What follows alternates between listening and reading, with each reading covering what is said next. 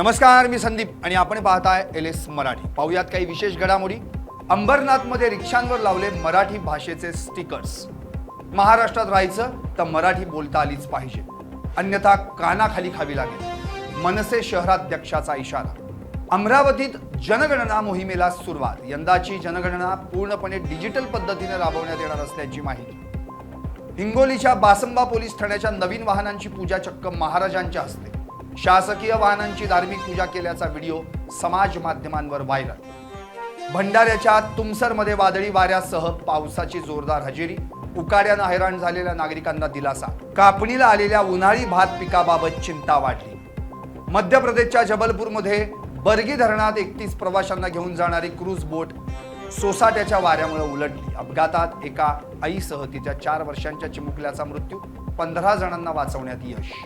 धुळ्यात उच्च न्यायालय भरती परीक्षेत हायटेक चोरीचा पर्दाफाश। उच्च न्यायालय भरती परीक्षेत AIच्या मदतीनं कॉपी। समृद्धी महामार्गावर ट्रकला भीषण आग। ट्रक चालकासह खाक। अपघातामुळे समृद्धी महामार्गावर काही काळ वाहतुकीचा खोळंबा। पोक्सो विनयभंग प्रकरणातील आरोपी 6 दिवसांपासून फरार। गोंदियाच्या देवरी पोलिसांच्या कारवाईवर प्रश्नचिन्ह।